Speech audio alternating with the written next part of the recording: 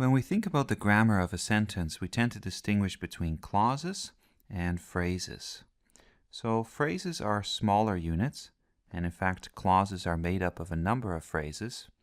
And the other thing that distinguishes them is that clauses always contain at least a subject and a verb. So we need a subject and a verb.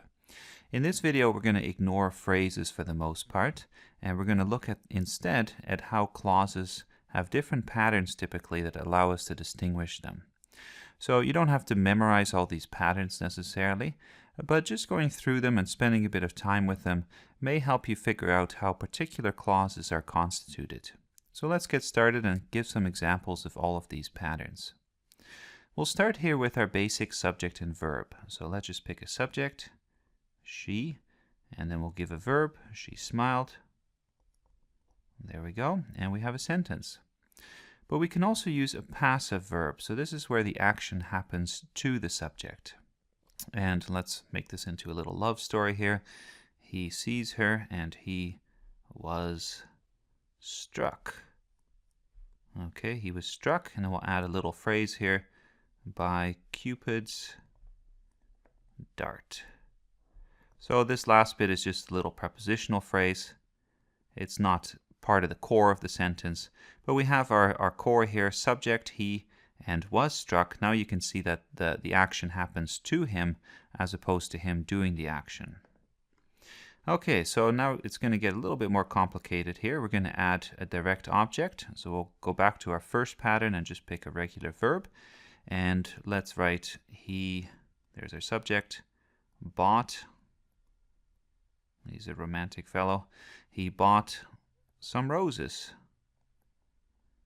So in this case, the verb is bought, and it takes an object. Bought who or what? Some roses. Okay? And now we have a more complex clause. Let's go on to the next one. So in this case, we're going to add something new. We still have our direct object, but we're going to add an indirect object. So here's our sentence. He gave, okay, the roses. So the roses is the direct object. This is what receives the action of the verb. And now the roses are going somewhere. They're going to her. So he gave the roses to her. And the indirect object always has to do with for or to. So the direct object is, in a sense, sent somewhere. It has an indirect object, a kind of second object that receives the action. Okay, let's go on to something a little bit different here. We're gonna use a linking verb this time. So we'll write she, there's our subject, seemed.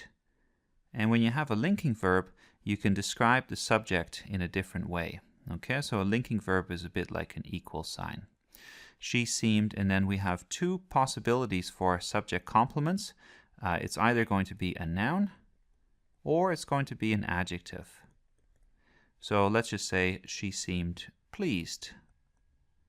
And pleased here is an adjective, and it describes she. But we can also use a noun, so let's just change it a little bit. We'll write he was a happy man. And you can see now that man is a noun.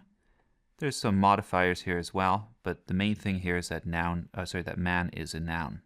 So those are our two options then if we use this pattern. If we use a linking verb followed by a subject complement, then this last little bit is just going to be a noun or an adjective that describes the subject. Okay, two more here, and you can see that we're making good progress. So in this case, we're going to use an object complement, and this object complement is going to describe the direct object. So let's write he soon called. Called is our verb. Soon is just an adverb. He soon called her, and you can see this is our direct object, right? He called somebody, so he called her. And now we're going to describe her, so we're going to say his sweetheart. And you can see that sweetheart becomes a description of her, and that's our object complement. The same thing that we had before for the subject complement applies here too. So our object complement is going to be a noun or an adjective. The same kind of rule applies. And you can see that sweetheart is a noun, but we can use an adjective as well. So you could say, for instance, everyone, there's our subject, thought, there's our verb, them, direct object, and cute, there's our adjective, which is the object complement, and it's describing them. One final pattern that we'll finish with here, and this is where we have an inverted kind of sentence. And that happens quite often if you use there or it to start your sentence. So if you say, for instance, it was, there is our linking verb. These inverted sentences often use a linking verb. And then we have a great match. And match is our subject, okay? It was a great match. The subject comes later in this sentence, and that seems a bit weird, but that's quite common with this pattern. So those are your basic patterns for how clauses are formed. And you can see now that even though they all have a subject and a verb, we can see some different ways to flesh things out and to make the clause a little bit more complex. Hopefully this helps you recognize how clauses function and do the exercise on the website as well to really get better at spotting different patterns.